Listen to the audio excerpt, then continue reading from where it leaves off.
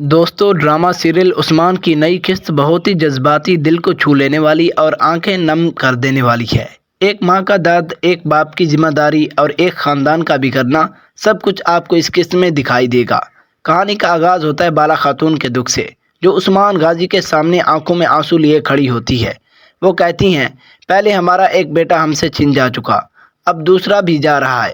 عثمان کچھ کیجئے، اسے روکیے، ورنہ ہمارا خاندان مکمل طور پر بکھر جائے گا۔ بالا خاتون کا درد صاف دکھائی دیتا ہے۔ وہ اپنے شوہر سے صرف ایک باپ کی حیثیت سے فیصلہ مانگ رہی ہوتی ہے، لیکن جواب سن کر دل کانپ اٹھتا ہے۔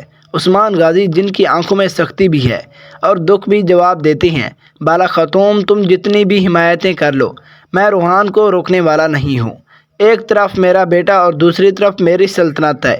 میں ایک بیٹے کے لیے اپنی قوم کا حق قربان نہیں کر سکتا۔ یہ الفاظ سن کر بالا خاتون کا دل ٹوٹ جاتا ہے۔ وہ کہتی ہیں، ہمارا خاندان تو پہلے ہی بکھر جا چکا عثمان۔ علاؤدین کے جانے کے بعد اب روحان بھی جا رہا ہے۔ تمہیں ایک باپ کی حیثیت سے سوچنا چاہیے۔ لیکن عثمان غازی پھر بھی سختی سے کہتے ہیں، میں پہلے بھی کہہ چکا ہوں بالا، میں ایک سلطنت کا بادشاہ ہوں۔ میری سلطنت، میری قوم میری پہلی ترجیح ہے۔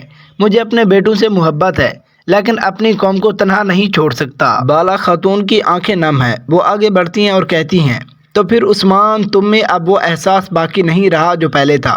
اگر تم اپنے بیٹوں کا ساتھ نہیں دو گے تو میں ضرور دوں گی۔ سلطنت اپنی جگہ، لیکن میرا خاندان میرے لیے بہت اہم ہے۔ میں اپنے بیٹے کو ایسے نہیں جانے دوں گی۔ یہ کہانی ایک اہم موڑ لیتی ہے جب بالا خاتون حلیمہ کا ذکر کرتی ہے۔ وہ عثمان سے پوچھتی ہیں، کیا تم نے حلیمہ کے بارے میں سوچا ہے؟ اکیلی لڑکی ہے، وہ روحان کے جانے کے بعد کیا کرے گی؟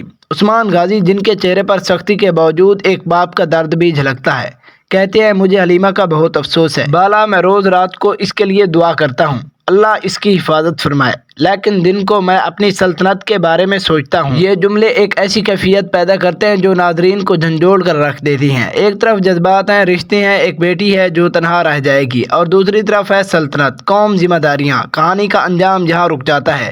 ایک کشمکش، ایک جدوجہد، ایک ماں اور باپ کے درمیان ایسی باتیں جو ہر گھر میں گونجتی ہیں۔